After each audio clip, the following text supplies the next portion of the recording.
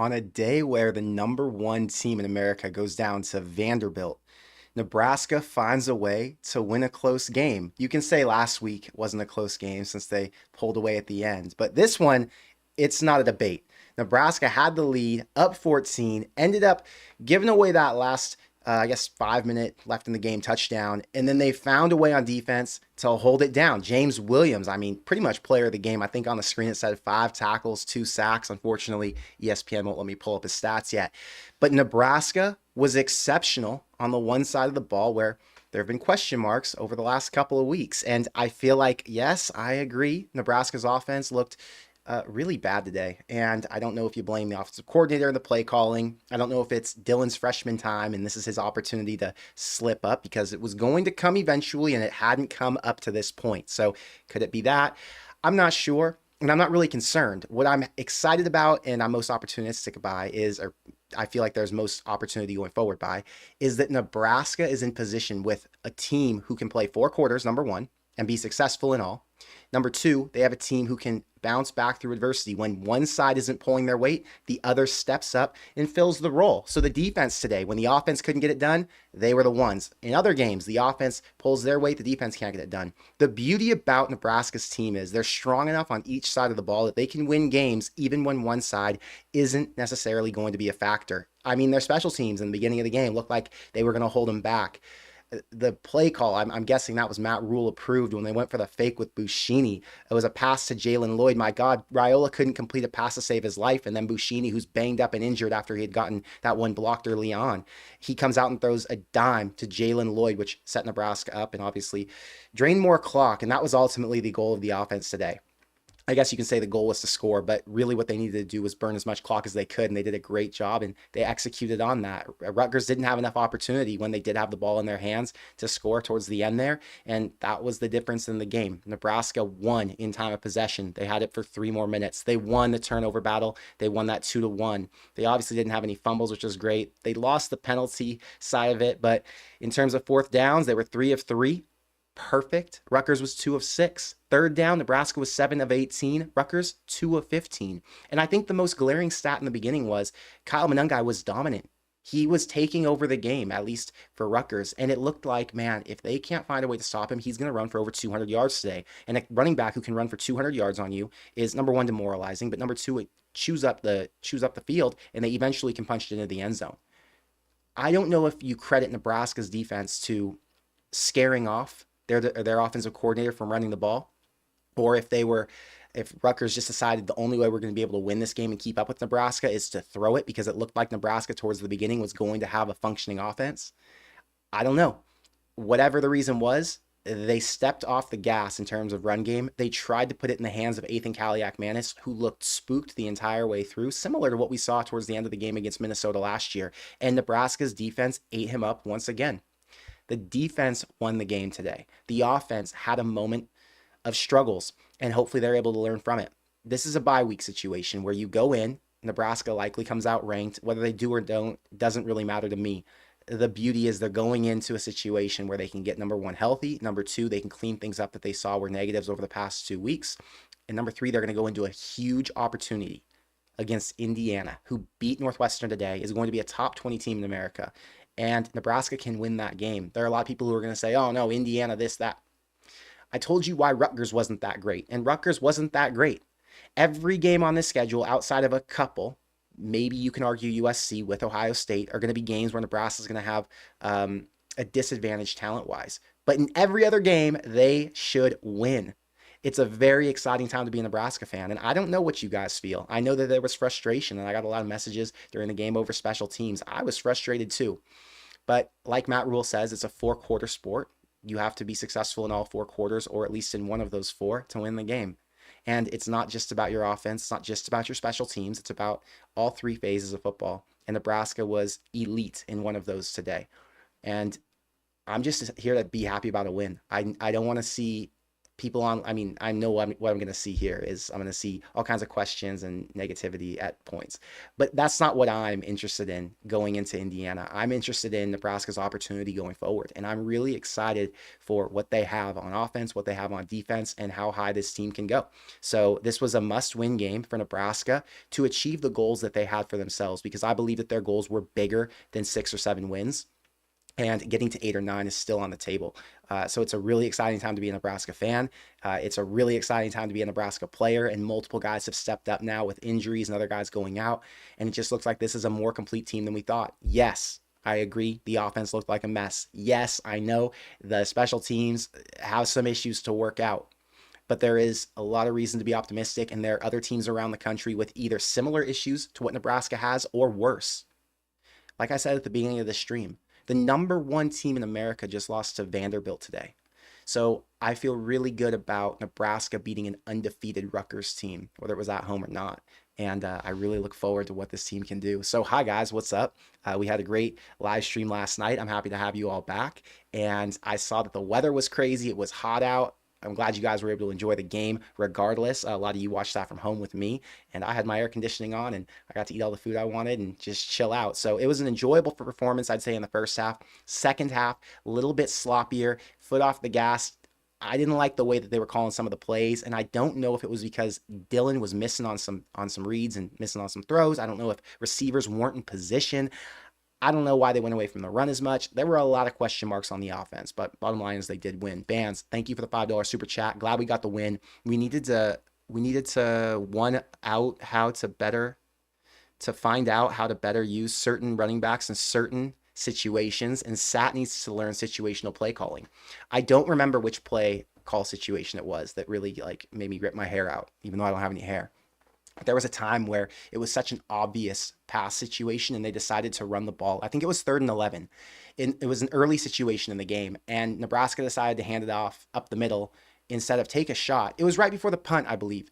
And they didn't take a shot with Raiola. And this is before he had all of his struggles and the offense looked like it wasn't going to have a productive day. Why on 3rd and 11 are we just giving up? Because they weren't going to break free. They weren't going to bust through the Rutgers defensive line, who is obviously trying to snuff out the run. Obviously was going to bring pressure to put it on to Dylan, since we know and we've heard that the way you rattle Dylan as a freshman is to bring pressure. That one was confusing. So yeah, situational play calling, confusing, but you know, up until this point this season, I haven't had any complaints about Sat. I'm going to be honest with you. Nebraska's offense today is the first time where it's alarming and you're like, whoa, what happened? And I don't know whether it's, do we blame the play calling or do we blame the offensive execution and were the players out of position? And let's credit Rutgers defense. We're talking about a Greg Schiano team who's been elite on defense historically. And although they aren't great this year, they still did some things to create and cause confusion and obviously havoc. They had multiple sacks, and yeah, I don't know who you blame. So there's a lot to look at from that point of view. Daniel, thank you for the $5 super chat. Here we come, top 25. Also, commentators were assassinated. We got to beat, is that what you say, assass? I don't know what you're saying here. And we got to beat a top 25 team, GBR. Oh, there's an and there. It says assholes, and we got to beat a top 25 team. That's what it is. I didn't have an issue with what the commentators were saying. You have to tell me exactly what you didn't like. Keep in mind, I don't really pay attention to what the commentators are saying because I'm reading through Twitter the entire time, seeing what our fans have to say. And I'll tell you what, people were fired up the entire way through. I don't know if they're going to beat Indiana. It's too early to make that call, but I do feel really good about Nebraska's opportunity, like I said, and I'm really excited to go on the road for that one. I think that'll be a good environment. Obviously, it'll be more Nebraska fans than Indiana fans, since Indiana can't fill up their own stadium, but it'll be a great moment for Nebraska to come through and kind of flex their muscles. And, you know, they lost that top 25 matchup with Illinois. Hopefully this one they don't let slip out their hands. Jim, thank you for the $10.10. He says, Dylan has his freshman game out of the way. D was there when we needed them. Happy for this win, GBR. And that's the thing, Jim. It's a team game, and Dylan's allowed to struggle. He's allowed to have flaws and not be perfect. And even if he isn't going to be perfect, Nebraska still has an opportunity to win every one of their games. That's the beauty. Well, Ohio State, he's going to need to be perfect. He'll need to be firing on all cylinders. But outside of that game, Nebraska's defense is good enough, and they have shown that they can create confusion for the offense and that they can make big plays. Sierra Wright, man, he had multiple big breakups. Marquise Buford Jr., multiple big breakups. Obviously, James Williams, like I talked about in the beginning. Nash Hutmaker had a sack. Ty Robinson, a huge sack early on. I mean, they put Rutgers in some really tough situations. So, although I thought they should have been running the ball more, there were a lot of times where they were in third and long, fourth and long, and they just didn't have a chance at that point. So, defense came through today. It was awesome to see. Okay, chat rendered. I'm going back up to the top so I don't miss your super chats, guys. Eli, thank you for being a member. Thank you for the $5 super chat. Take the win, but we need the offense to get more creative and less predictable in our tendencies. Run, pass is easy to defend. Yeah, I felt like at times Dylan looked confused, and he looked like, although he knew where he wanted to go with the ball, he either wasn't pulling the trigger because his guy was covered, or because I guess the receiver just wasn't in position to make a good play on it. I don't know. It felt like before Raiola would take shots. If you go back and look at to the way he was thinking about the other balls against Illinois and against, I mean, the earlier teams that they played, he would just throw the ball up and he would hope his guy would come down with it. He didn't do any of that today. There were no 50-50s where he was just like, I'm going to trust my receivers. He didn't think of it that way, which I was confused by. It was a totally different demeanor from QB1 than we've seen the entire season. So I'm trying to just look at this as it was an off day for him, because I don't know what the other excuse would be, unless you were going to say, well, Rutgers D was just locked down all day, and because they were so on top of it and they were getting pressure on him the entire time, Raiola just didn't know what to do, and there was no other opportunity. So I'm not sure if it was the play calling, like you're saying, if it's that they need to be less predictable, or if Rutgers defense was really good. I have no idea, but I've got to credit Rutgers to some degree, because Rutgers did have a good game plan, and this is the first team that we've seen be able to hold Nebraska to under 14 points all season. So that was impressive. I have a large thirst. Thank you for the $5 super chat. I think Dylan needed a game where he struggled. Glad he could have it and still win. I think, like we talk about, every time he gets new film, he learns from the film, and it just turns him into a better quarterback because he goes through adversity and he sees things that he hasn't seen before. So, yeah, it's nice to know that even though he doesn't have to be perfect and he won't be perfect every single week. I mean, let's look at his stat line. He was 13 of 27. He was below 50%. He only threw for 134 yards, one interception. Kind of an ugly line, but the defense came through, and it's a four-quarter game. They played well enough in the first quarter to score a couple touchdowns. Who was it? It was Janiron Bonner, and Dowdell had a run up the middle. So they did enough in the run game at least, and yeah, I'm glad he was able to pull it out. People are saying, what's up with Dylan? And really, I'm telling you, it's a freshman moment. That's how I'm going to take this. I'm going to say most of the time he's been really good. He went up against a solid defense against Illinois, and he still found a way to put points on the board. He was taking more shots and a little bit more risky with the ball. Today he didn't do all of that. I just think that he was a little cloudy, and maybe the Rutgers defensive coordinator threw some things at him that he hadn't seen before. Jeff, thank you for the $2 super chat. Thank you for being a member. Finally finished a close game. Defense was great. And yeah, the stat was like, I don't know, don't quote me on it. I think it was 8-31 in one-score games before today.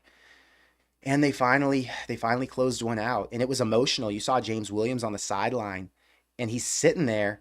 He's talking to, first it was the coach. It was Terrence Knighton. And then he's with all the players. And you can see he's just so happy and so overcome with joy. And it's not just because he had the game-winning sack. That whole team has emotions from what they've been through over the past 2 seasons. And they want to win so bad. So when you get a combo of I made a huge game-winning play, plus we finally overcame this struggle. And you have to imagine the Nebraska players on the sideline. I mean, I'm sure they were optimistic and they were hopeful that they would pull this one out, but they hadn't scored in a while. And Rutgers was picking up momentum towards the end of the game. So they were sitting there on the sideline like, man, I really hope either the offense or the defense can carry us to a victory and protect this 14-point game we've got, because, yeah, it came down to the very end. So it was pretty emotional. Heroes, thank you for being a member for 20 months. Bye week coming at a good time. Need to refocus. Got to refocus. Got to get healthy. Nebraska's now played 6 games. We're at the halfway point in the season. I actually can't wait to make my video this week where I react to my preseason hot takes. I think we're about halfway to all the hot take predictions I had. So this team is actually overachieving from that perspective. But yeah, they got to get healthy. They've got to evaluate going into Indiana, because Indiana is going to be a much different test than what they've seen so far. I would actually argue that Indiana has as good of an offense as Illinois. Indiana is good. They got two good running backs. They got multiple good receivers. Their defense is serviceable. I do think Nebraska's offense, as long as they're playing true form, not what we saw today, they're going to be able to score on Indiana, but it is going to be tough. So they got to get back in and figure out how to stop them. Don't get me started. It says, I'm concerned about the fact that Dylan looked checked out for most of the second half. I had someone text me, they were in the stands, and said, I feel like Dylan's pouting. They said, it looks like he's pouting on the sideline. And I was like, yeah, I don't know if he's pouting. I didn't see that look on his face, but what I did see was frustration. And I kept seeing him kind of hang his head low after he came off the field, like he was really struggling. And I have to assume it's a combo of receivers not being opened or where he thought they were going to be. And the other part being Rutgers was good on defense. I don't know about this. The wind was a factor early in the game and before the game. But during the game, did that affect passing at all? You guys probably know better than I do. I didn't see. We never saw Nebraska attempt any field goals. So the wind never factored there. And I don't know if that was the reason that both quarterbacks had some accuracy issues or if the defenses were just really good.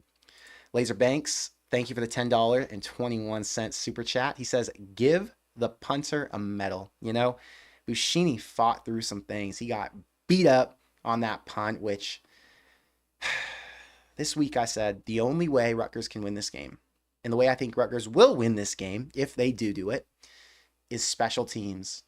And we know what's going to happen on special teams. So don't kick field goals. But they had to punt it. There was no option not to punt it. So if you're going to be in a position where you have to punt, you would hope that your special teams coach has your punting unit completely prepared for anything Rutgers is going to throw at you. We talked about it this week, and I know Matt Rule has drilled this into his team's head. Rutgers is exceptional, and Greg Schiano is exceptional in the block game, blocking field goals, extra points, and punts. He's like one of the best in the entire country. So why Nebraska, on their own, whatever it was, 20-yard line, is giving up a blocked punt? Hashtag hire Bill Busch. That was my only response. I didn't say to fire anybody. I didn't say change anything. Just you need to go out and hire someone who I believe can fix their issues, because these issues are now deep-rooted. When you know what's coming and you still can't defend against it, that's a problem. Alabama today lost to Vanderbilt. But Vanderbilt didn't have anything where you looked at them and said, oh, this is going to be the one thing that kills us. That is the problem right there. So let's protect ourselves against it. There was an element of surprise. And so because there's an element of surprise, you can look at it and say, man, came out flat, came out deflated, got to get back after it this next week. And Vanderbilt just gave us their best shot today. That's not what happened in that moment. With Rutgers, we knew it was coming. Everybody was prepared to see a block. I was sitting on the edge of my couch watching my TV when they lined up for a punt, and I said, man, they better not let this get blocked. And then they did. Brian Buschini comes back after that situation, and Nebraska throws a, 30-yard pass to Jalen Lloyd? I think it must have been a 30-yard ball. And it was on the money. So perfect. Yeah. Shout out to Brian Buschini overcoming the nonsense. Rod, thank you for the $20 super chat. Thank you for being a member. He says, Buschini is my hero, and that goal line stop was epic. Yo, defense coming through. 4th and goal. You got Kyle Monungai.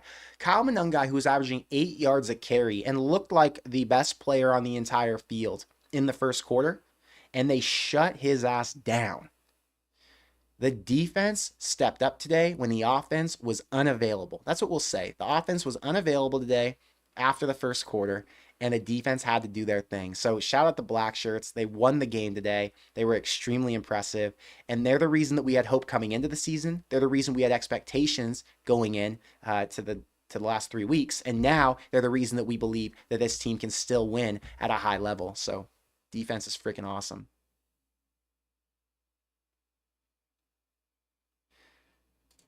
Big Red 12, I wanted to bring this up. So this is great that he mentioned it. He says the stat on being the only team without allowing a rushing touchdown is a strong stat. Nebraska holds true to that line today. They gave up a passing touchdown, barely. Marquise Buford tipped it. It still got to the receiver's hands and they scored, but they have not given up a rushing touchdown. This defense is awesome. Tommy, thank you for being a member for over a year. He says, how about that goal line stand, Husker Power? Same thing. Tommy, it was impressive, and I'm super excited to see what this defense can do going forward. They play some good teams with some good running backs. You got Iowa, who's got a running back who averages like 100 something yards a game.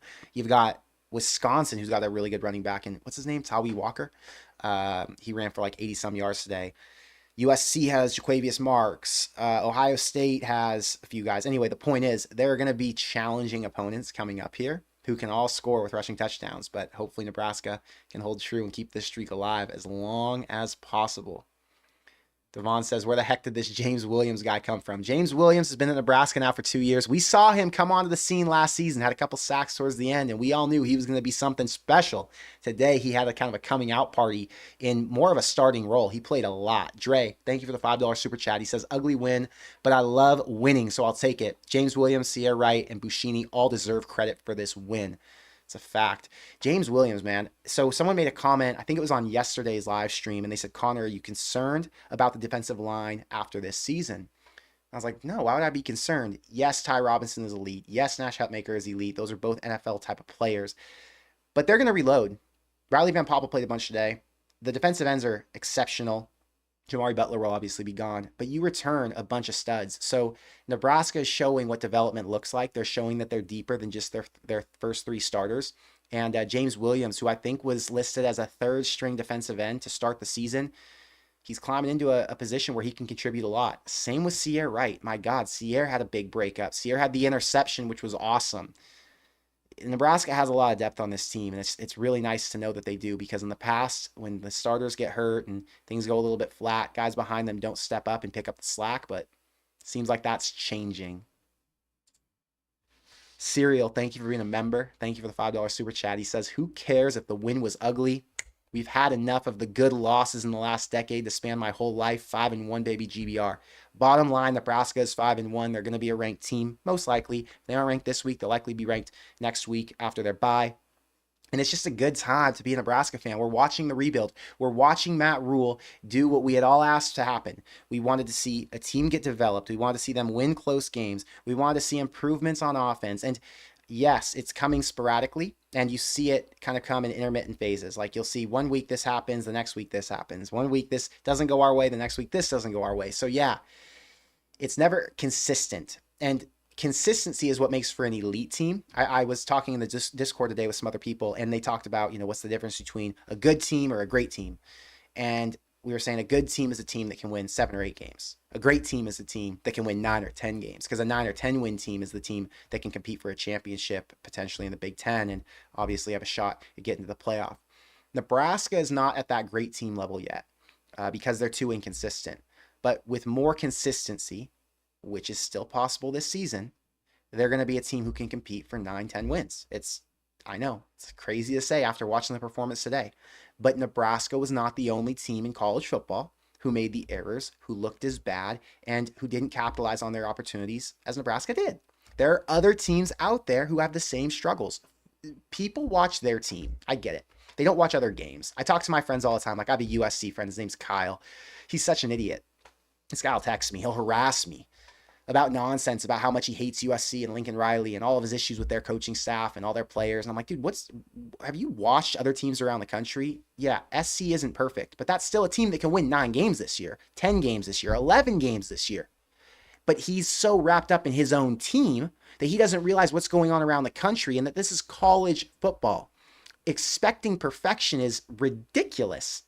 Georgia fans expect perfection. Alabama fans expect perfection. Ohio State fans expect perfection. But outside of those 3 programs and maybe Texas, no one else gets to expect perfection. You're working with college kids. You're working with coaching staffs who have a bunch of guys on there who are either young or inexperienced, come from high school or JUCO. I mean, there are so many variables in college football that's what makes it a fun sport to watch, by the way. But it makes it hard to expect the perfection that even though you watch your team and you're frustrated by the outcome and that they're not playing up to an NFL caliber team's level, it's okay. That's kind of my point. We don't need to get worked up and concerned. Let's just enjoy what Nebraska is.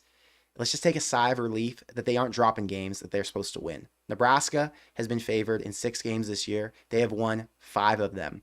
Nebraska has covered the spread 5 out of 5 times when they won games. So I know the spread for some people today was Nebraska -7, so you pushed. For a lot of people, it was Nebraska -6.5. I was one of those people who had 6.5, thank God.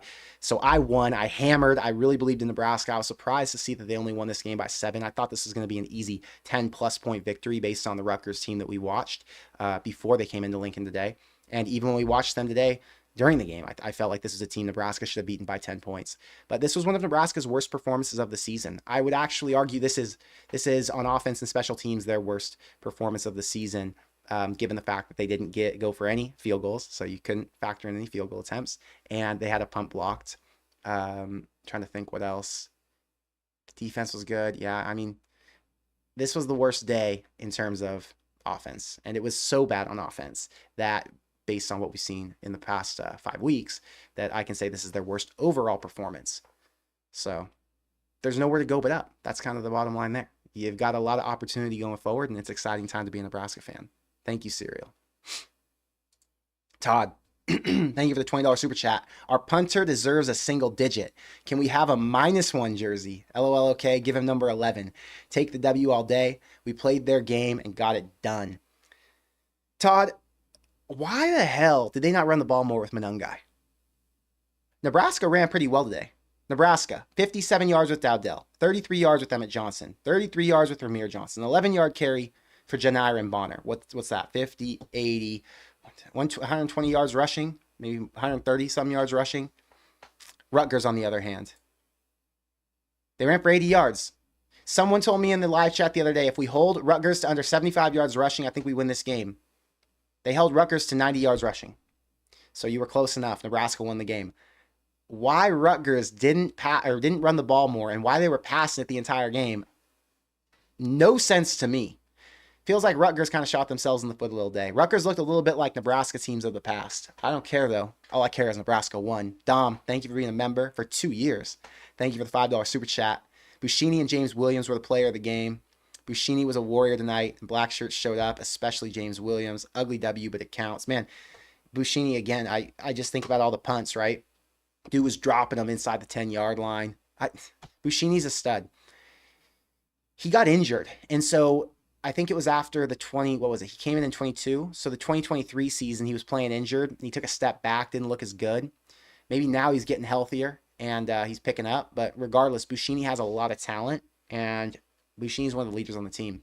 People really like him. I know that. So shout out to Buschini. And yeah, James Williams showing up. James Williams showing that he's going to be a future star at Nebraska.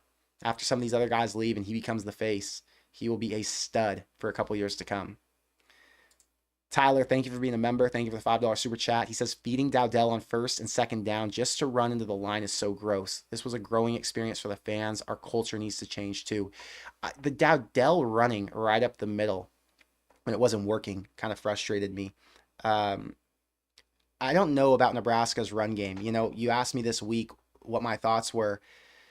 Nebraska's run game has some issues, and they don't look like the force that I think that we thought they were going to be after the Colorado game. It was UTEP, Colorado, and UNI when Nebraska had dominant performances. Part of it is the Big Ten. You know, part of it is they've made some changes on the offensive line. So I don't know what the running game is going to look like going forward. You would hope they're a little bit stronger. But I like to see that Nebraska has 3 running backs out there who can all do something with it. You know, you had Ramir Johnson, who was exceptional today. What did Ramir Johnson do? Ramir had 5 carries for 34 yards, averaged almost 7 yards a carry, 3 catches for 40, averaged 13 yards a catch. He's awesome. Then you had Emmett Johnson, who had a catch for 7 yards, 14 carries for 33, and Dowdell had the highest average of the two between Emmett and him with 4 yards a carry. But they did get an even split. People asked, they're like, why isn't Emmett Johnson out there more? When's he going to come out? Last week, Emmett Johnson had 8 carries. I think Dowdell had 9. This week, Dowdell had 14. Emmett Johnson had 14. So you're seeing the even split. Brad, thanks for being a member. Thank you for the $20 super chat. He says, black shirts dominate. Need we say more? Buschini was awesome. Field position is the name of the game in the Big Ten, right? And if you have a punter who can give you a chance and a defense who can follow up, it's hard to lose games. There aren't going to be a lot of explosive offenses that Nebraska faces for the rest of the season. Well, they've got 6 more games and 3 offenses are explosive. 3 aren't, right? But if Nebraska can pin teams deep, and then they can hold these offenses. The offenses that are going to be easier to hold will be UCLA, Wisconsin, and Iowa. The ones that will be harder are Ohio State, USC, and Indiana. But either way, it'll give Nebraska a chance. And when you're not playing on a short field, and when your defense can actually go out there and apply pressure and take some more risk, that's when you see some positive things happening.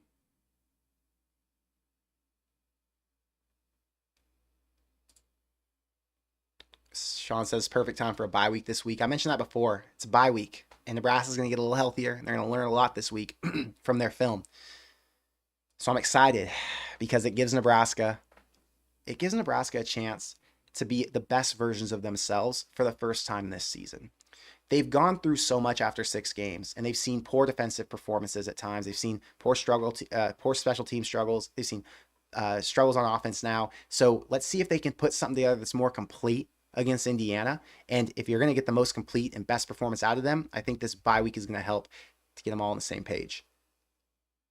Barflantingo, thank you for the $5 super chat. Thank you for being a member. He says, James effing Williams, that's all. Nothing more needs to be said. I don't even need to follow up on it. That's how strong that comment is. We're all on the same page, brother. That dude is a freaking beast. Okay, I lost. My chat just rendered and pushed me to the very top, so I lost some super chats. Let me see if I close this out and I scroll back up on YouTube, if I can pull some up. Oh, it rendered out. No, I can't get them. All right, well, I'm going to keep going through super chats. I have a window where I have to respond to them. Otherwise, I get jammed up and they go away on me. YouTube needs to give me more time. Okay, Rod, you just fired. Hold on, I'm blinking my chat. Okay. Rod, thank you for the 150 Corn Craze memberships. Your support means a ton. 150 Corn Craze memberships. We got 625 people in the chat right now, so a ton of people just got these. Thank you a ton, Rod, for supporting the channel. Appreciate you. You're texting me during the game, giving me some of your thoughts, and yes, I felt the exact same way you did. I love seeing all the green in the chat, though. Thank you, Rod. You're the man. Derek, thank you for the $5 super chat. He says, glad we won, but we need to fix the special teams and play more consistent in all 4 quarters if we'll ever be a contender for the Big Ten championship. And I think that's kind of the bottom line and the point I was trying to make, right? If Nebraska wants to succeed long term and against better teams, they're going to have to beat teams in a more consistent way. They can't just be dominant on offense. They can't just be dominant on defense. They need to be dominant on special teams. They can't just be dominant on special teams and on offense. They need to be dominant on defense. It's a 3-part series to go the distance, to be a 10-win or an elite type of team. And I'm really excited to see where it goes forward. So with all of these chats that just came through, or with all of these memberships that just came through, it filled up my whole chat log, so I can't get back to some of the super chats. So if you had a super chat, I'm sorry, I can't read it because all of the memberships that just came through pushed everything out of the way because every single one of those memberships gets pushed. So I'm going to go to the chat and I'm just going to respond to chats right now, regular. And if I had any super chats that I missed, let me know. And I'll read your comment because, yeah, we got jammed when all of those memberships came through. But Rod, that doesn't mean I don't appreciate your super chats. Thank you for sending me all of them.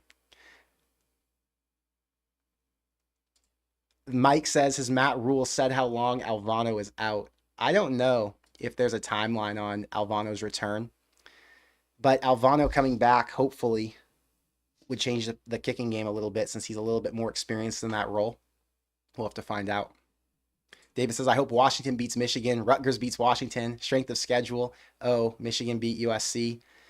Yeah, I would like to see Nebraska's strength of schedule stay very high at this point. And I'm rooting for every team who Nebraska has beat or lost to. And I'm rooting for every team who is coming up in the future. 10X, thanks for being here. Thanks for being a member. He says, Connor, what's your prediction now after week 6? My prediction, I don't think really has changed, you know. I think I'm still in that 8-win range. I think Nebraska is going to have a tough time with Indiana. I don't know that that's a game that I don't know. Let me start there. I'm not giving a prediction. Just don't know where it's going. But Nebraska is going to be in a tough spot on the road against a team who's fiery on offense and who I believe has a quarterback who's experienced, who's been there before, and is going to give this defense problems in some way. So that's a tough one. Ohio State, obviously, you know how I feel about that. USC, another one similar to Indiana. It's going to be a toss-up. And then the last two games of the season, Iowa, tough matchup. Wisconsin's a winnable game. I mean, they crushed Purdue today. They're not on the same level as Nebraska, in my opinion. UCLA is a free one. So I'd say I'm still around 8. Still got to be 8. But I do think there's an opportunity for 9. So I'm excited. Kevin, thank you for joining and becoming a part of the Corn Crazed Army. I appreciate you. Appreciate the support a ton. Logan says, do you think Dylan is unhappy with Nebraska? Hell no. Dylan might be unhappy with himself. Dylan's not unhappy with Nebraska. He loves Nebraska. I think he loves the coaching staff. I think he loves his teammates. Dylan, I'm confident that Dylan's in a good spot right now. Ardwin, thank you for being a member. Thank you for your super chat from yesterday. But this was the comment that you made. This is our best record since 2016. 7-0 since 2016, or 7-0 in 2016. So that I'm trying to think back. 2016 was Wisconsin and Ohio State, right? And that was when we started to bust. So, okay, sorry. I'm thinking about how I want to frame what I'm going to talk about. Back in 2016, Nebraska started off 7-0. Similar situation to how they started this year. They beat one really good team in Oregon. I mean, really good as in terms of power opponent. Like, they weren't elite. They were top 25. They didn't finish the season top 25, I don't think, but they were still good. They were power competition in the Pac-12 back then. They get to the Wisconsin and Ohio State games. Similar to where Nebraska is right now with Indiana and Ohio State. 2 road games back to back, and it was a quick turn from 7-0 to 7-2. Team spirit broke a little bit. I think there were some injuries. Tommy Armstrong got injured at Ohio State, got carted off the field. Actually, that was pretty scary. I was at that game. Anyway, now you have Nebraska, 5-1. Back-to-back ranked teams on the road. Very similar situation. I don't want to say that Nebraska's in a position where they're going to go on that same kind of run where we see this fast start to 5-1 and then a crumble down to 7-5, you know? But it is eerily similar, the situation right now. You have a really easy front half and a really tough back half. So we'll see. Jody says, how do we get one of those memberships? Random, get gifted by one of the people who sends them to us, or buy a membership by clicking the join button next to subscribe. You can't do it on iPhone. You can do it everywhere else. But yeah. Heroes, thank you for being a member. Thank you for your super chat. He's asking about Buford getting burned. Okay, so here's the situation. Buford got beat. He slipped. He fell. Buford also made some good plays. I am a person who believes that you have to judge someone on the body of work, not just on a single play. And there are a lot of people who get frustrated. They call out Malcolm Hartzog often, for example, and they're like, Malcolm Hartzog shouldn't start. He gets beat, da-da-da-da-da. Malcolm Hartzog also comes up, steps in, and makes huge tackles, bats the ball away, has interceptions, just like Marquise Buford did today.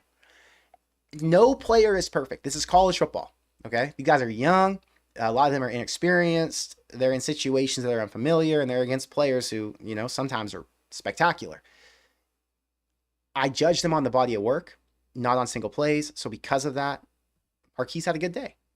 Malcolm Hartzog had a good day. The entire defense. Was there anybody on defense who didn't have a good day? The line got so much pressure. The defensive backs had a bunch of stops. Ethan Kaliak-Manis threw 37 times and only completed 15 of his passes. What's that break down to? 40%. He only completed 40% of his passes today. Now you can say, well, the wind, well, he's a bad quarterback and he missed on a lot of throws. Or you can say, hey, Nebraska's DBs were in position. They blanketed those receivers for most of the game. And although there were a couple times where those dudes slipped through the crack, which is inevitable, and it happens in every game across the country, Nebraska had a good day. So that's how I look at it. Smoking, thank you for being a member. He says, I know you covered it with my super chat already, but the only team in college football not allowing a rushing touchdown so far this year. Yeah, I think it's important. Let's really hone in on Nebraska's strengths. Let's make sure we recognize and acknowledge that Nebraska is the only team who's dominant in that category. Justin, thank you for being a member. What's your biggest takeaway from today's game? Are we a contender for the Big Ten championship? We're being so positive and optimistic, this chat, this live stream. So no, I don't believe Nebraska is a contender for the Big Ten championship. And it's not just because of Nebraska. It's because of how other teams are playing. I think Penn State, I think Ohio State, and Oregon are all so good, and they're more complete teams that I don't think Nebraska is in that top 3 rung, right? I think Nebraska is one step back with Illinois, USC, Michigan. Yeah, Illinois, USC, Michigan, Nebraska would be the second tier of 4. And Indiana. Sorry, Indiana as well is in there. But right now, I wouldn't say they're a contender for the Big Ten championship. Nebraska could contend for the Big Ten championship, but it would take beating Indiana on the road, who's a ranked team. It would take beating USC on the road, who's a ranked team. And in all likelihood, Iowa's going to be a ranked team as well, which means Nebraska would have to win on the road at a ranked Iowa. Is there a world where Nebraska wins 2 of those 3? Absolutely. Winning all 3 of those, this team would have to really make a switch. They'd have to step up on offense and play at a level we haven't seen since early in the season when they were playing weaker competition. And their defense would have to continue to play at the level they're playing at now. More importantly than all of that, the punting would have to continue to be solid, and the field goal unit would need to come through with some important kicks. So it's tough. I think Nebraska is in a position where they could win 9 games this year, and I think that's exceeding the goal. I think the goal is, for Matt Rule at least, got to get to 7 wins in year 2 for it to feel like we're on the way up. But Nebraska's got a lot of opportunity going forward, and I'm really excited and I'm optimistic for where they're headed. So it's a good time to be a Nebraska fan. That's all I'm saying. Brent says, crazy win today and changing directions throughout the game, crazy impacts on throwing and kicking. And I think that's why the passes were so bad and they were so off, and why the quarterbacks were both frustrated. The balls were going all over the place, and some of them were, 5 yards out to the left or the right. It was crazy. Nick, thank you for being a member. He says, do we shuffle the defense in order to keep Sierra Wright on the field when Tommy Hill returns, Buford to safety? I don't know what the rotation is right now. I don't pay attention that much to who's in, who's out, how often they flip them. But they're going to want to keep Sierra out there. And, they want all those guys out there. I don't know when Tommy's back. Maybe he's back for Indiana. Hopefully he is. But regardless, no matter what happens, I do think that all of those DBs are going to get plenty of playing time. And the best case scenario is you have guys who can rotate and keep the defense fresh. And if there are guys who are dinged up, then they'll always be healthy somewhere along the line, since there are so many guys who can do the job from a first team perspective. Daniel says, I got a feeling we lose to Ohio, win the rest, and put 4 quarters together. Well, I hope you're right, brother. I got a feeling we lose to Ohio State too. Max, love seeing the pregame convos with you and the fan from the other team. Would be cool to see a recap with them the next day about the game. That'd be interesting. I talked to the guy from Rutgers. His name's Mike. At halftime, he came on Twitter in Twitter Spaces, and he basically was ranting and venting about Rutgers' struggles. I think Rutgers was down 14-0 at half, and they had completely abandoned their running game, which made no sense to me because Rutgers started off with an 8-carry, 64-yard situation for Kyle Monangai, averaging almost 8 yards or more than 8 yards a carry. Why would you go away from that? It didn't make any sense. I was on the same page as him. Anyway, we talked about it at the half. He said Graciano is doing what you can't do, and he's putting himself behind the 8 ball. Nebraska has a 2-touchdown lead. It looked like at that point Nebraska's offense was going to explode and score another at least 14 in the second half. Rutgers got lucky and he didn't. But Kyle Monangai not playing in that second, or not running more in that second quarter, and then again in the second half, didn't make much sense. So I don't know. Nebraska did a great job containing them, though. 19 carries, 78 yards. That is a winning day against one of the best running backs in the Big Ten. Where's Mazuka, the O lineman? I don't know if I spelled it right. I'm pretty sure Mazuka played today. Someone in the chat, can you confirm that? I thought I saw Mazuka out there. He was warming up. Thought I saw his number. I don't know. Jeff, thank you for being a member. He says, with all the players on the sidelines who want to play, they need to hold a competition for long snapper and move some people in and out on field goals and punt until they find 11 to play. One sec, my ears need to pop.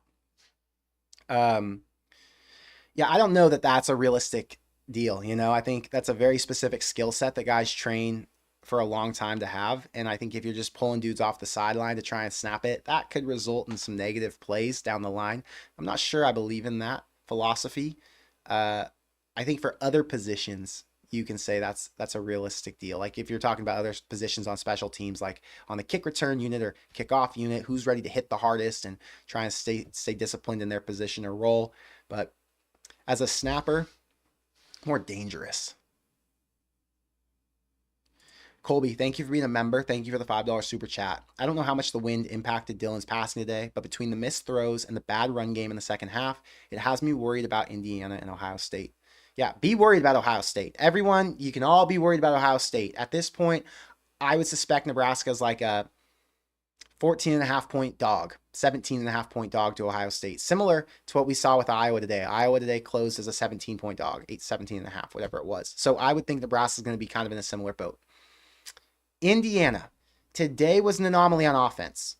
Typically, you don't see the exact same thing week to week. Teams play differently, right? So you're hoping they play as close to their level of perfection as we've seen so far. So Nebraska against Colorado, even against Illinois, they had some good offensive drives. And if Nebraska can look like that against Indiana, I won't be concerned. So I'm not concerned by the way they played today that there are going to be issues against Indiana.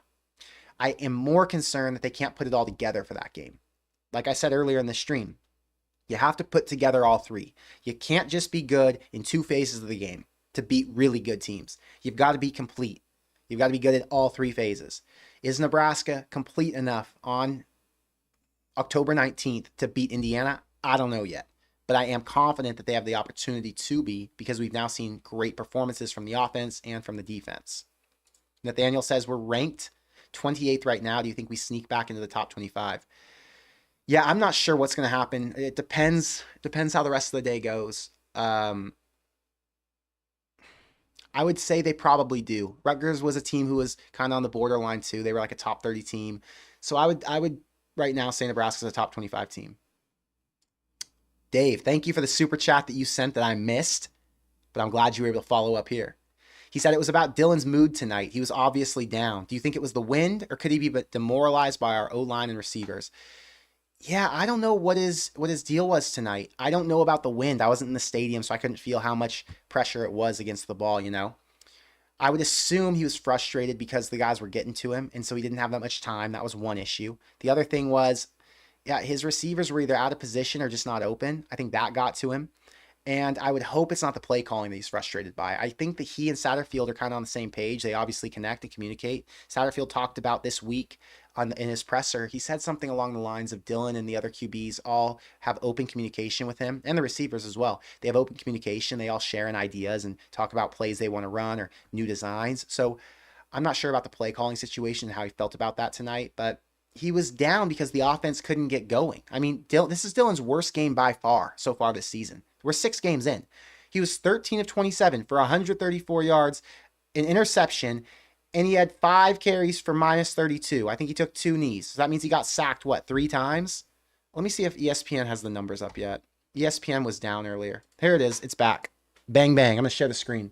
Let's talk about it. Okay. Dylan Raiola was sacked 4 times today. Ugh, ugly. They had 7 tackles for loss on Nebraska. Nebraska, on the other hand, had 4 sacks, 9 tackles for loss. But that all factors in to frustrating Raiola, So I think that's part of the deal.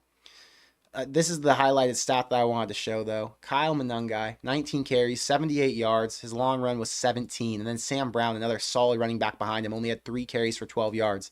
Part of it was they didn't run that often, but the other part was Nebraska was just so dominant up front. And look at that. Isaac Gifford obviously led in tackles, as he typically does, but James Williams came through as the leader on the defensive line. Malcolm Hartzog showed up big. If you go over to, it hasn't all loaded yet. I wanted to see pass defended. ESPN's been janky today with stats, unfortunately, but whatever. You guys know. You guys watched the game just like I did. If we can get similar pass rush and good coverage like we did today, I like our chances in 2 weeks against Indiana. Need to get some guys healthy and try to fix those special teams issues. Yeah, I think special teams is gonna be a big factor against Indiana. I'm gonna be honest with you. Indiana's a team who can score. I do like Nebraska's defensive matchup against them. I think Nebraska's got the secondary to go head to head with them, but it's going to be a tough game. Indiana's got 2 good running backs. They got a decent offensive line, and they have a really sharp QB. So Nebraska's got to make a field goal. I don't think if Nebraska goes 0 for whatever on field goals, they're going to beat Indiana. You have to be able to make field goals to win a game like that. So we'll see. Z-God, thank you for being a member. He says, the game was not reffed well, but this is the first game in a long time, win or lose, where I felt like the calls slightly benefited us. I think one of those Rutgers pushes crossed the plane. Happy, go Big Red. Yeah, I don't think that one of the pushes crossed the plane. I never thought that any of those did. There were plays in other games today where I thought that, but in the Nebraska game, I thought Nebraska actually held them. Yeah, the reffing wasn't atrocious today. There were like 6 calls on each team. Here, let's do it again. Let's check the ref breakdown. Go to, what is it, team stats. So the refs got involved on 11 plays total. Nebraska had 7. Rutgers had 4. Wasn't terrible. I mean, there have been Nebraska games where Nebraska has 11 or 12 penalties, which is just nonsense. You know what I mean? Bill says CU was the most complete game. It was the most complete game, and CU looks like a competent team. I'm rooting for CU to just keep getting better and better because it gives me confidence that Nebraska's actually got a good win under their belt. Although Rutgers was a good win. This Rutgers team, 4-0 coming in, a win over Virginia Tech in the ACC on the road, a win over Washington, who I think is going to beat Michigan tonight. Rutgers is an impressive win.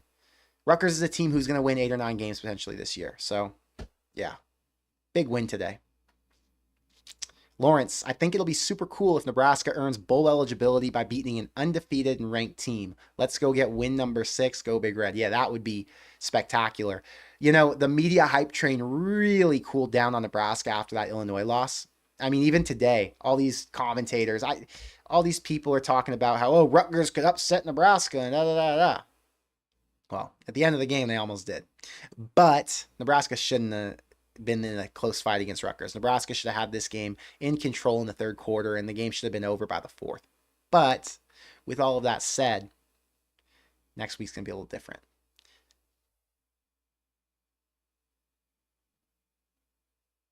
JJ says, Gifford didn't have a great game, a lot of missed tackles. There were a lot of guys who were missing tackles on the outside, and a lot of the missed tackles that were coming early on were to Manungai, and Manungai does that to every team he plays. You know, there were a lot of guys who I've watched just get totally juked out and shook. So yeah, I thought in the secondary it seemed like the receivers were getting taken down. I'm trying to think of any plays that were big breakaway runs in the secondary. I mean, what was the longest pass? Let's see. The 43-yarder, obviously. There was a 19 and 18 and a 14-yarder in the pass game, but generally it felt like most of the missed tackles came to the running back early on in the game. Dredd says Buford was giving it his all. Everyone slips from time to time. Now, that goes back to what I said earlier about not judging him for one blown play, you know? It's really hard to judge guys off one situation. Clank says, how about Marquise? Happy to see Sierra Wright get his interception. I think in general, Nebraska has a lot of really good DBs, and we're really lucky to have them because as guys get injured and dinged up, you want to make sure that you can go deep into the depth chart to be successful. Matthew, 95 degrees and the attendance was over 87,000. Winning is filling the stadium better already. No question. People want to watch a winning team, man. It's exciting to be able to pay attention to Nebraska late into the season. I mean, going into October and feel like there's a reason to have hope, you know? Nebraska fans want hope, and we finally have a reason to have it.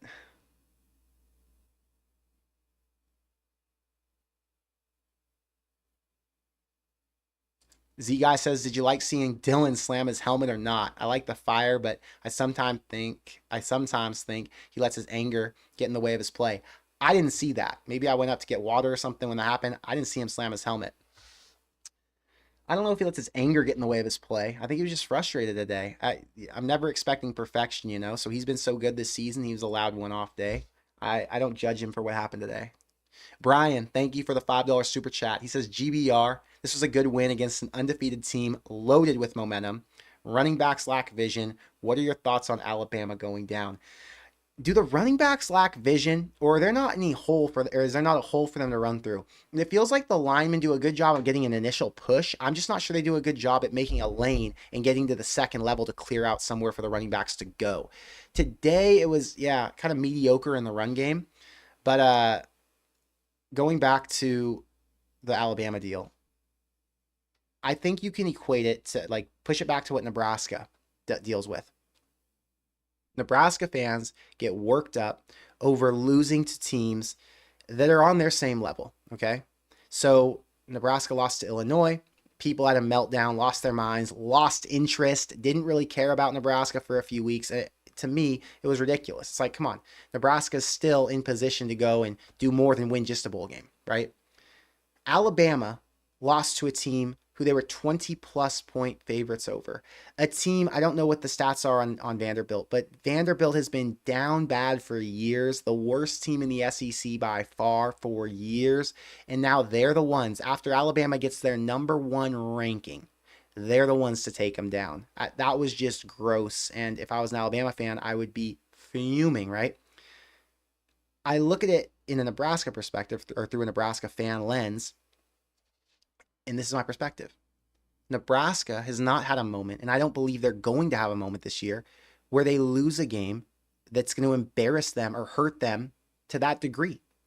Alabama can afford to have those type of losses because after they lose, they're going to be able to bounce back with ranked wins, and they're going to be able to bounce back and still go to the playoff or still potentially win the SEC, right?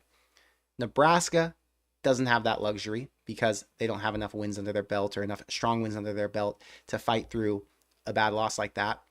But my point in all of this is I appreciate Nebraska's wins even more when I see teams like Alabama go down to no names like Vanderbilt. And I say no name because they've been so bad in the past, but Vanderbilt does deserve respect this year. They almost took down Missouri. They now finally got their one against Alabama, and it looks like that team's trending up. So, yeah, shout out to Vanderbilt. I always like seeing an upset. It's fun. But as a Nebraska fan, it just makes me feel better and more confident in the one game Nebraska did lose and potentially the second game they're going to lose in the next few weeks here because they're not losing the game that bad, you know? Michael says Manpung. When I read it, it just totally messed up my way I announce it in my head. So it's actually Manungai. Manungai is a stud, and the Huskers slowed him down. They can do the same with the Iowa running back, I think. Yeah, Ohio State really shut down the Iowa running back today up until the fourth quarter. So I do feel confident in Nebraska's opportunity against Iowa. Nebraska and Iowa is typically a tough matchup because Nebraska doesn't have the offense to go head-to-head. But this year I feel a lot better. So I think Nebraska could potentially be a favorite in that game depending on how the rest of the season plays out because Iowa has no offense. All they have is a running back, and Nebraska can clearly stop good running backs. Kyle says, why do Cornhusker fans ask questions like that conference championship? Have you been around the last 14 years? We are a good team, but we would get destroyed by a complete team. Sorry, I love the Huskers. You know, I think people want to know what the ceiling is, Kyle. They just want to know at what time is it appropriate to have hope, right? We're talking about a team who's 5-1. There are other teams who are 5-1 around the country who are in the top 5 or top 10, right? So at what point is it appropriate to start to believe? Not everyone knows. We know. And it's not time yet. But Nebraska is trending in the right direction. Panda Puncher, thank you for the $2 super chat. He said Dylan looked like he didn't want to be there. Yeah, he was frustrated today. You know, thank you for the super chat, but don't get down on that. Don't be putting a frowny face. He was frustrated the entire game. He didn't have a good day. It is what it is. Not all players are going to have great days. He expects greatness because that's all he's known his entire life. If you go back to high school, I'm sure he never had a day where he was no touchdowns and only threw for 130 yards and only completed half his passes, you know? I would be pissed off too. So it's okay. He'll bounce back. I have no worries about Dylan Raiola, I'll tell you that. Michael says Wright is cornerback number 2 at worst. He needs to play. Yeah, he's a stud. He's going to be on the field. I am not worried about him playing. I think they're going to find ways to work all these DBs in. Whoever deserves it the most is going to be out there. I mentioned how Colby, thank you for being a member. He says, I mentioned how the lackluster run game in the second half and run game doesn't look promising for Sorry, Colby. The way you wrote this is making me really try and understand and process it because I want to make sure I respond to your question properly. I mentioned how the lackluster run game in the second half and the run game doesn't look promising for Indiana and Ohio State. Wind was bad, but at some point you have to make some change to move the ball. I'm so caught up on the. I think there's a the in there that's just making my dyslexic brain rearrange this whole comment. I'm just going to read the end of it. Wind was bad, but at some point you have to make some change to move the ball. I was surprised that Nebraska didn't try more end around stuff with Ja'Cory Barney. They were successful on those jet sweeps before. They were successful getting to the outside, and it didn't feel like they made an attempt to do that. I was also surprised they didn't run more screen plays. They ran a little trap where they went underneath to Janiron Bonner, and he went for a touchdown. So I think there were ways that they were working it in, but they didn't stay with it, and that held Nebraska back from moving the ball. I think Nebraska needed to get something going in the run game since their pass game was obviously atrocious at some point. You had to throw the towel in. It just wasn't working, you know? So they'll make changes. They're going to come back to the drawing board. But bottom line is a win's a win. 10X says Dylan didn't have a perfect game. He's a competitor and will definitely improve. And that's kind of the bottom line here, right? He is going to get better. It was one game, and the rest of the games have shown he's a solid quarterback. Huskerhead says Mazuka was in on all of the short yardage formations. Thank you. Big D, thank you for being a member. Thank you for the $5 super chat. Need to get over the 5 wins and get at least 6 wins for a bowl game. Listen, I got no worries about that. Nebraska is going to get to 6 wins. Anything more will be effing awesome. LFG, GBR, throw the bones. I like it. Yeah, Nebraska's getting to 6 wins because they've got UCLA and they have Wisconsin on the schedule. They're going to win one of those games. Those are both at home. I'm looking for more. I'm reaching for the stars, you know? So it's exciting that Nebraska is going to win another game. It's exciting that Nebraska is in position to win a lot more. And Big D, I'm on the same page with you. LFG. Husker JPEG says Nebraska will be a 6 to 7 point underdog to Indiana. The next step is for Nebraska to upset the favorite. Perhaps IU will be that game. Here's hoping they play a full 4 quarters and get the win. Yeah, I don't know. If 6 or 7 sounds like a lot. I think the line will be between 4.5 and 7. I don't know if it'll get all the way to 7. If it does, I'm slamming Nebraska either way. They constantly cover. They're 5-1 against the spread this year, so I'm gonna keep riding them.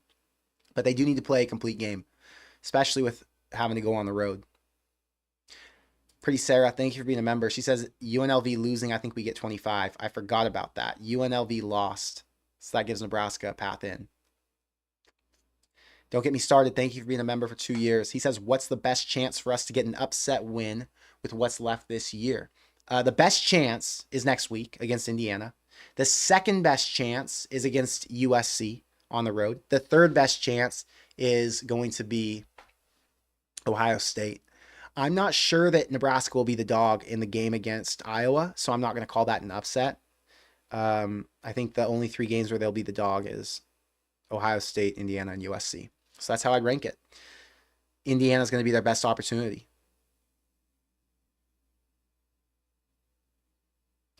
Craig said number 24 SMU lost. That's not true. Number 24 Louisville lost to SMU today. So that's a spot. Wait, was Louisville number 24?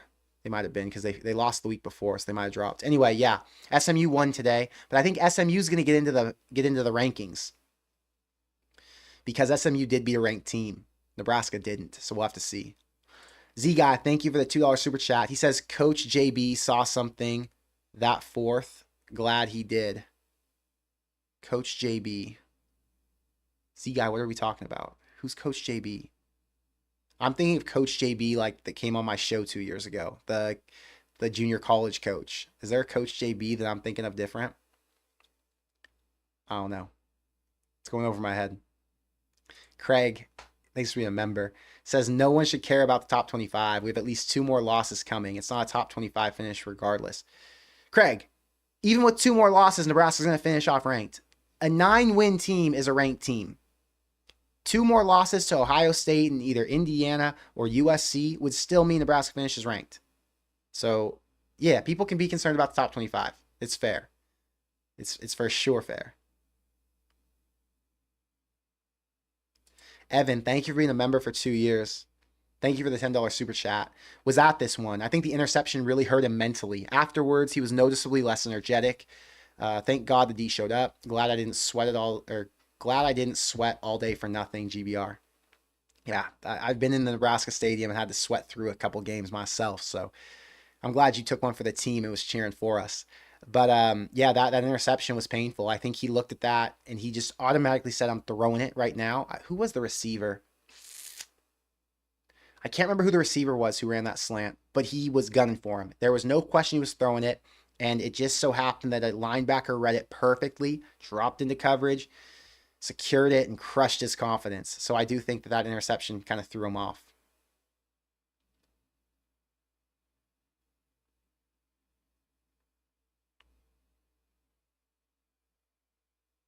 Mike, thank you for the $5 super chat. He says, I think the play calling on first and second down was atrocious in the second half again this week. That being said, the black shirts kept us in it. Yeah, I wasn't a fan the entire way through of the play calling. There were definitely some areas where I was like, this doesn't make much sense. And yes, for the first time this year, I will question Satterfield. But there was wind. The Rutgers defense is good. You have to give credit where credit's due. The wind messed things up, and obviously Dylan's confidence being shaken screwed it up.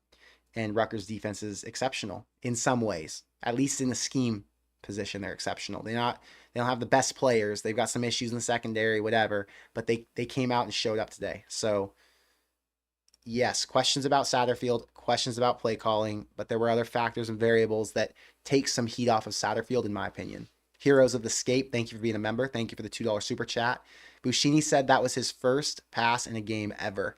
I wonder how many times they practice that. You know, you got to have a lot of confidence in your punter to go over there and fire down the sideline. Typically, the gunner would drop back with the runner as he went down to get after the punter, or the punt returner, sorry. The gunner got free, and the guy who was defending the gunner just kind of sat there. And it was almost like he was waiting to see if Bushini was going to run it. No matter what the reason for it was the perfect pass. Jalen Lowe was wide open, and the conversion was awesome. So I was pumped to see it, especially knowing Bushini was hurt. Connor says, any idea why Shavers is number 1 now and Jamari's back to 10? Jamari just said he didn't want to wear number 1 anymore. He wanted to wear number 10, so Shavers had to switch with him. Michael says, Dylan was way off on his short throws because of his footwork. It was awful today. We knew he would have a freshman moment. Today was one of these moments. Yeah, if the footwork was the issue, it was because they were getting pressure on him. They were bringing pressure the entire way through. That's how you stop them, you know? And people have talked about it, so it is what it is.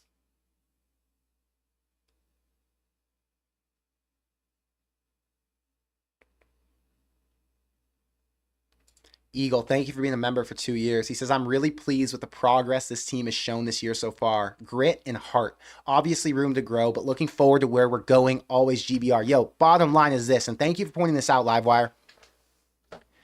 Nebraska has improved, okay? We asked for change. We asked for growth. We wanted to see more in 2024, and what have we gotten? We've gotten a defense who's playing as well as they were last season. We've gotten an offense who's improved. A running back room that looks better, a healthier team, better quarterback and wide receiver play. Nebraska now has won a close game. They have started 5-1 for the first time in 8 seasons. They have won back-to-back Big Ten games, one being on the road. They beat their rival in a spot where, you know, it could have gone either way. Colorado beat Nebraska last year, so it wasn't like they beat a down bad rival. Colorado's 4-1 on the season, has beaten multiple good teams in UCF. Call Baylor good if you want, but whatever. Point is this. There has been improvement across the board. Nebraska is in a rebuild phase, and they're still putting a great product on the field. What more can you ask for? Pause. You can ask for a lot more. I know. What is reasonable to ask for and to expect? Well, after the debacle that we saw with the Frost administration, and after we saw that entire, disgrace of a 8-year period between Frost and Mike Riley finally get flushed out, and you brought in Matt Rule, who obviously knew he had a different philosophy, a different formula, a different culture he wanted to bring in. In only 2 years, he was able to take the mess and turn it into something that we could all watch, enjoy, and appreciate, and be proud of. It's a good time to be a Nebraska fan, is the point. So, yeah, grit, heart, room to grow, but it's fun to watch right now.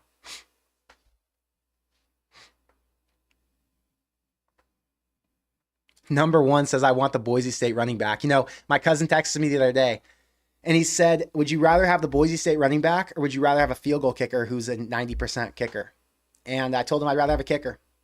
You know, Nebraska's going to be in positions this year where they need to make field goals. And I just don't know that the running back would change the offense that much. I think a lot of it has to do with the offensive line. It has to do with the play calling. It has to do with playing in the Mountain West versus playing in the Big Ten. So Nebraska needs a kicker. But yes, that kicker at Boise State is a stud.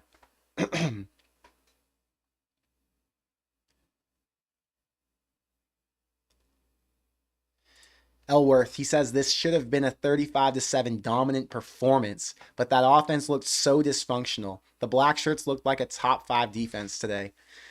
Yeah, it's a bad day for the offense. Like, yeah, it just is what it is, you know. Black Shirts were on fire though.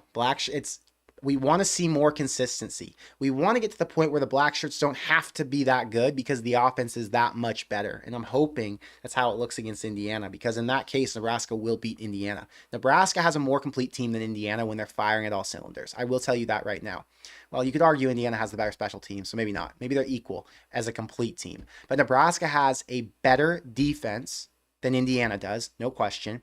And Nebraska's offense is good enough to score and keep them in the game all the way through, even if Indiana's getting, you know, some off on our secondary. So I'm excited about the opportunity. That's what I'll say right now. I don't know what I'm going to predict for that game. I really got to watch Indiana and look into the matchup. But they got a bye week to prepare, so it's exciting.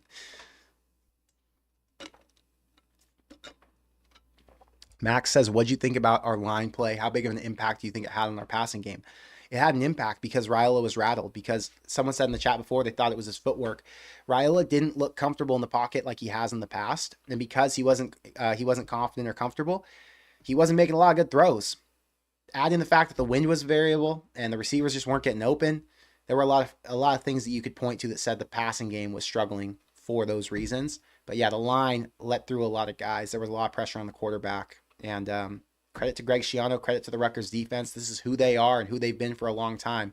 It's not like we didn't expect them to come in with some fire, you know? Evan, thank you for being a member. He says, here's the thing. We have a team now where one side of the ball is failing, the other side will pick them up. You know, I kind of equate it to playing to the level of your competition. You do just enough to win. Sometimes you'll be dominant, but most of the time you just play to make sure you win the game. And that's all you have to do, right? Dominant teams like Ohio State, Bama, Texas, they go out and they play elite across the board and they win games by 35. Good teams like Nebraska find a way and they do enough to win, which is what they did today. It's what they did last week. It's what they did against Colorado, you know. Penguin says, will Nebraska wear their black shirts at some point? You would hope Nebraska would bring out an alternate jersey, but Matt Rule said at the beginning of the season they have no alternate jersey this season. So no black shirt jersey. Taylor says, I'm applying for offensive coordinator next season. There's clearly no prior experience necessary. You know, people love to bash Satterfield. I think there's more to it. I'm not on that train with bash Satterfield. I think he's had some good moments. Today there were some questionable play calls, but there were also some questionable scenarios and situations. And you had a good defense you were facing, so I don't know. I'm not bashing him.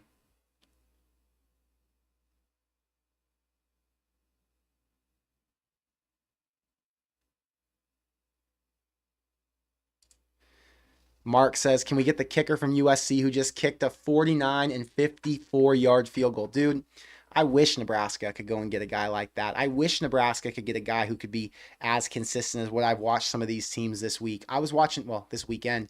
I was watching games last night. I was watching games all morning.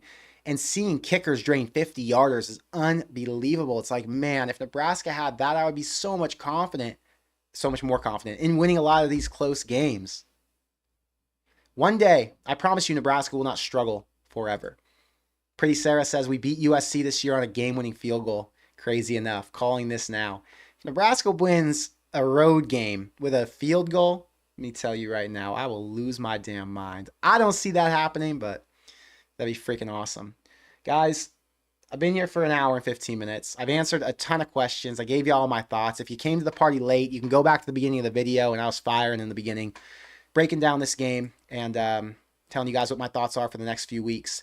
I'll be back this week with content, and I'm extremely excited for Nebraska's possibilities going forward. This is a team who can win. It's a team who's shown they will win. And it's a team who's living up to our expectations. So with all of that said, thank you for being here. I hope you enjoy your Saturday filled with college football. There are some great games on tonight. And I will see you, I guess, on Monday when I have my next video, Monday or Tuesday. Anyway, until then, thanks for being here. Go Big Red.